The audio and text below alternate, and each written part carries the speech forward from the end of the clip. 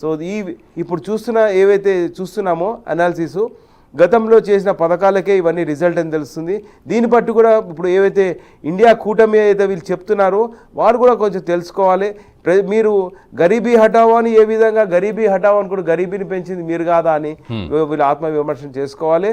ప్రజలు చాలా ఎందుకంటే గతంలో 2014 అప్పటికి ఇప్పటికి దేశం ఎంత అభివృద్ధి జరిగింది, అన్ని ఏ విధంగా అటు డిఫెన్స్ చూడండి, ఇటు ఫైనాన్షియల్ స్టేటస్ చూడండి, బిజినెస్ పరంగా చూడండి, మరి అట్లాగే ఎకనామికల్ గ్రోత్ కానీ, రోడ్స్ డెవలప్మెంట్ కానీ, infrastructure develop, everything is absolutely ఏవైతే ఉన్నాయో అదేవిధంగా ఇంకా ఇప్పుడు ఈ మ్యాండేట్ ఇస్తే రానున్న రోజుల్లో దేశాన్ని ఇంకా అభివృద్ధి తీసుకెళ్తుంది భారతీయ జనతా పార్టీ.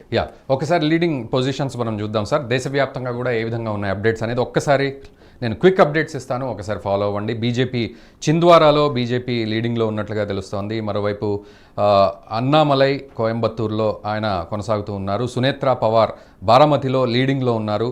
ఆ తర్వాత ఎన్డీఏ 270 సీట్లకు సంబంధించి, మరోవైపు ఇండి కూటమి 178 సీట్లకు సంబంధించి వాళ్ళు పర్ఫామ్ చేస్తున్నట్లుగా తెలుస్తోంది. మరోవైపు నితిన్ గడ్కరీ తాను లీడింగ్లో ఉన్నట్లు తెలుస్తోంది. కంగనా రనౌత్ తాను లీడింగ్లో ఉన్నట్లుగా తెలుస్తోంది. ఇక మరోవైపు బీజేపీ అటు వెస్ట్ బెంగాల్లో ట్రెండ్స్ కనుక చూసుకున్నట్లయితే భారతీయ జనతా పార్టీ 24 సీట్లు ముందంజలో ఉన్నట్లుగా తెలుస్తోంది. అండ్ తృణమూల్ కాంగ్రెస్ 12 సీట్లలో ముందంజలో ఉంది. కాంగ్రెస్ కేవలం 2 సీట్లలోనే తన ఆధిక్యత కొనసాగించే ప్రయత్నం జరుగుతోంది. ఉత్తరప్రదేశ్ ట్రెండ్స్ మనం ఒక్కసారి చూద్దాం. క్విక్ ట్రెండ్స్ ఇవన్నీ మనం చూస్తూ ఉన్నాం. సో భారతీయ జనతా పార్టీ 50 సీట్లలో లీడింగ్లో ఉంది ఉత్తరప్రదేశ్లో.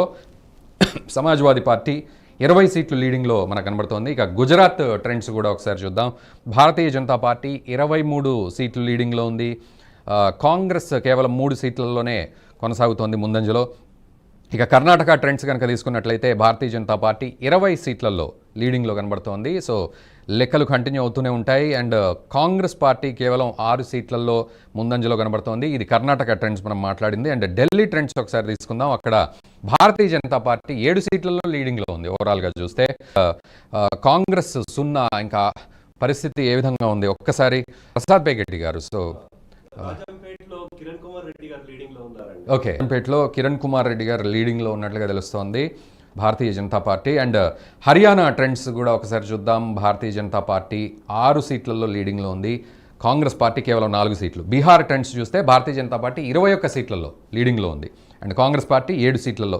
మహారాష్ట్ర ట్రెండ్స్ కనుక తీసుకున్నట్లయితే భారతీయ జనతా పార్టీ 13 సీట్లలో, కాంగ్రెస్ 9 సీట్లలో లీడ్లో కొనసాగుతోంది. సో ఓవరాల్గా చూస్తే సిచ్యువేషన్ బీజేపీ మొత్తానికి అప్పర్ హ్యాండ్ తోటే ముందుకు కదులుతోంది. ఆ ట్రెండ్స్ మనకు కనబడుతూ ఉన్నాయి. కాంగ్రెస్ పార్టీ కొంత వెనుకబాటు చూపెడుతున్నప్పటికీ బీజేపీ మాత్రం అగ్రెసివ్గా ముందుకెళ్తోంది అనేది ఇక్కడ మనకు పూర్తి ట్రెండ్ మనకు అక్కడ అర్థమవుతోంది. సో ఓవరాల్గా చూస్తే మనం NH TV Nationalist hub screen మీద కూడా మనం చూడొచ్చు. ఎప్పటికప్పుడు అప్డేట్స్ మేము అందిస్తున్నాం. కరీంనగర్లో అటు బీజేపీ అభ్యర్థి బండి సంజయ్ ఆధిక్యం కొనసాగుతోంది. ఇక మహబూబ్ నగర్లో బీజేపీ అభ్యర్థి డీకే అరుణ ఆధిక్యం కొనసాగుతోంది. ఇక భువనగిరి బీజేపీ అభ్యర్థి బూరా నర్సయ్య గౌడ్ ముందంజలో ఉన్నట్లుగా తెలుస్తోంది.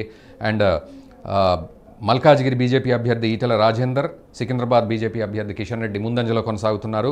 సో ఓవరాల్గా చూస్తే భారతీయ జనతా పార్టీకి సంబంధించి వారు అనుకున్నట్లుగా వారు పెట్టుకున్న టార్గెట్ 370 ఇది నెంబర్ కాదు, ఇట్స్ అన్ ఎమోషన్ అనే దానికి దూసుకెళ్లే ప్రయత్నం అయితే జరుగుతోంది. సరే ఎగ్జిట్ పోల్స్ లెక్కలు ఏ విధంగా ఉన్నాయి అనే విషయాలు ఇవి సెకండరీ అయిపోయాయి. ఇప్పుడు రియాలిటీకి వచ్చేసాం మనం. ఈ రియాలిటీలో బీజేపీ తన 370 ఎమోషన్ కోసం దూసుకెళ్లే ప్రయత్నం అయితే చేస్తోంది. కాంగ్రెస్ పార్టీ వెనక పరిగెత్తుకుంటూ వస్తోంది అనేది మెల్లిగా మనం అర్థం చేసుకోవాలి. సో ఓవరాల్గా NH TV and Nationalist hub updates మీకు రెగ్యులర్గా అందుతూ ఉంటాయి. సో ప్రసాద్ పేగెట్టి గారు, సో ఇందాక ఢిల్లీ ట్రెండ్స్ విషయానికి వచ్చినప్పుడు మీరు మాట్లాడారు. సో ఢిల్లీలో 7 సీట్లు లీడింగ్లో ఉంది బీజేపీ. సో ఇది ఎలాంటి సిచ్యువేషన్ అక్కడ? అంటే ఇప్పుడు ఢిల్లీలో వాళ్ళు ఆమ్ ఆద్మీ పార్టీ లేకపోతే ఆయన అరెస్ట్ అయిన తర్వాత కూడా పెద్ద సింపతి ఏం రాలేదు అక్కడ. ఓకే, అది చూసుకుంటే అందు గురించి ఢిల్లీలో ఇప్పుడు వాళ్ళు బీజేపీ వాళ్ళు 6 మంది క్యాండిడేట్లను మార్చారు అనమాట.